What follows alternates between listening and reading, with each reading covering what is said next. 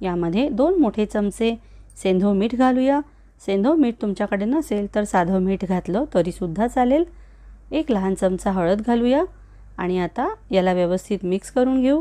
याला मिक्स करण्याकरिता नेहमी चमच्याचाच वापर करा, हाताने याला कधीही मिक्स करायचं नाही, कारण आपल्या हाताला जर काही अशुद्धी असेल किंवा ओलावा असेल तर त्यामुळे लोणचं खराब होऊ शकतं।